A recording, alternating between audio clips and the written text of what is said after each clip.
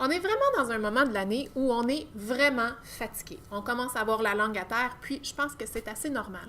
Dans la vidéo qui suit, on va jaser un petit peu pourquoi c'est important en tant qu'enseignant de prendre soin de soi et de prendre du temps pour soi.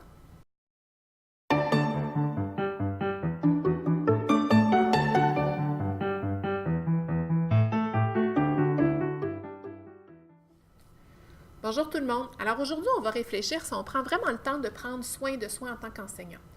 Les enseignants du primaire ont tendance à vraiment s'oublier. On pense toujours à nos élèves. On pense à nos élèves le soir, on pense à nos élèves la fin de semaine, on pense à nos élèves durant même les congés d'été.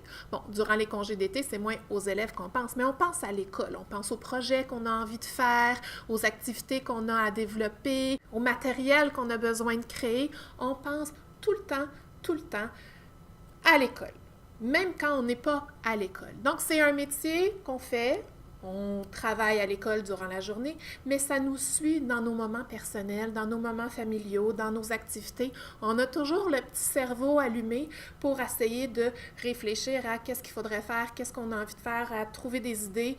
Des fois, les idées arrivent aux moments les plus impromptus, au moment où on s'y attend le moins. Puis là, tout à coup, on fait comme « Ah, ça pour ma classe, ça serait génial ».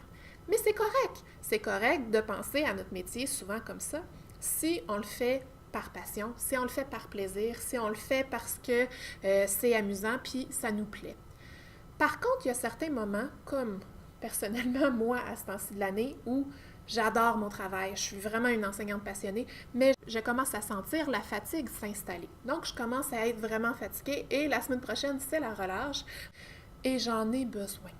Et je me promets dans la relâche, si j'ai envie de faire des activités pour l'école, ben go! En autant que ça soit par plaisir. Mais si par contre, je sens que j'ai le besoin de prendre une pause et de relaxer, alors là, je dois le faire sans me sentir coupable. Ça m'a pris du temps à y arriver. Certains d'entre nous y arrivent plus facilement et d'autres pas. Mais c'est important en tant qu'enseignant de se dire stop, j'ai besoin de prendre du temps pour penser à moi. Et chaque personne est différente. Donc, certaines personnes ont besoin de prendre beaucoup plus de temps pour eux et de décrocher complètement plus souvent. D'autres sont stimulés et tout le temps éveillés par leur métier, mais auront besoin occasionnellement de prendre des pauses. Donc, c'est correct aussi, il faut savoir s'écouter. Ce que je veux vous dire, c'est que si vous êtes du genre d'enseignant à avoir besoin tout le temps d'être stimulé, à vouloir toujours travailler, à pas avoir le besoin de prendre aussi souvent des pauses, mais go, faites-le tant que ça reste par plaisir. Amusez-vous. Et j'ai longtemps fait ça, puis je le fais encore très souvent.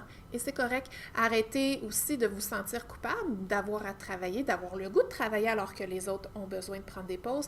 Et d'un autre côté, bien, ceux qui ont besoin de prendre une pause, bien, arrêtez de remettre sur le nez de ceux qui sont passionnés qu'il faudrait peut-être qu'ils prennent des pauses. Alors aujourd'hui, je ne suis pas là pour vous dire de faire un ou l'autre. Je suis juste là pour vous dire que en tant qu'enseignant, il faut prendre le temps de penser à soi.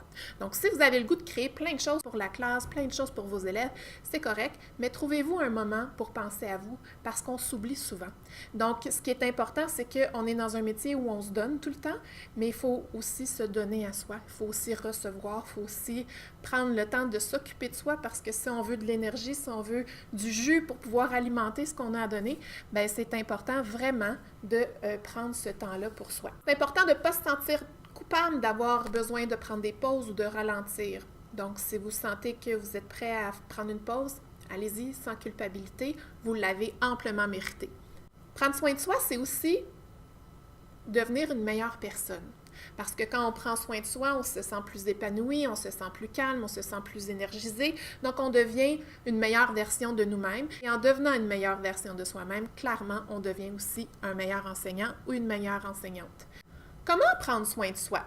Alors, premièrement, la première chose à faire, je pense, c'est de voir dans votre horaire, est-ce que vous avez des moments qui sont dédiés à ça? Ça peut être juste au lever du matin, donc prendre un petit moment dans son lit pour réfléchir à tout ça. Ça peut être au coucher le soir, ça peut être dans la journée. Personnellement, les moments où je prends soin de moi, souvent, c'est le matin.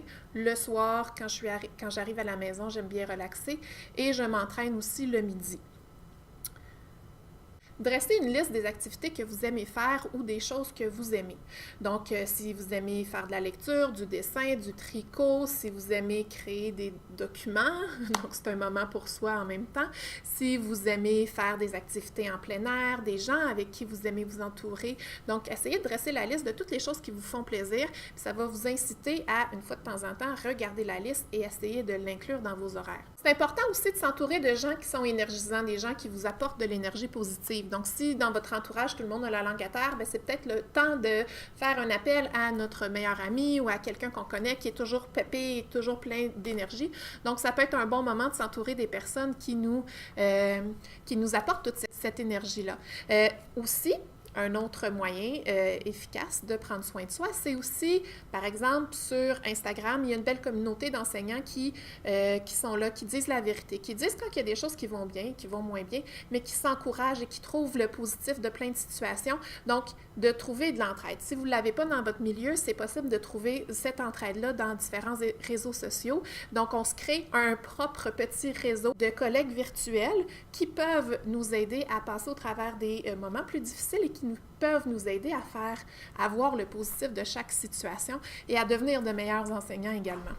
Un autre moyen très efficace, donc ça vaut la peine de se l'écrire, c'est de décrocher sans culpabilité. Je vous en avais parlé plus tôt. Donc, selon vous avez besoin de plus grandes ou de plus petites pauses, ça, c'est vraiment pas important. Mais ce qui est certainement important, c'est que parfois, la fin de semaine, vous allez avoir apporté votre sac d'école avec plein d'idées, plein de projets, puis finalement, vous avez fait plein d'autres choses et le lundi matin, vous retrouvez votre sac d'école au même endroit où vous l'avez déposé ou à la relâche, la même chose. Hein? Peut-être que vous allez avoir apporté des choses, puis finalement, vous allez en avoir fait la moitié ou même pas du tout.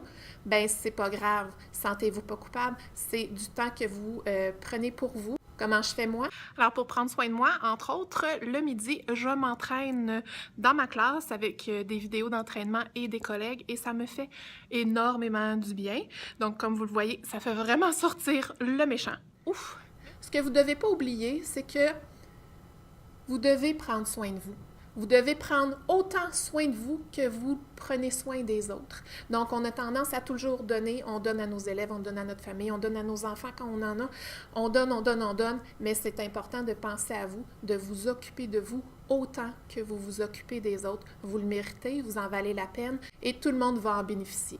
Donc, la relâche arrive, alors je vous souhaite une super belle semaine de relâche. Profitez-en pour créer, si ça vous tente de créer, pour faire des documents, pour faire de la correction. Profitez-en pour faire ce que vous voulez, mais surtout, prenez un peu de temps pour prendre soin de vous.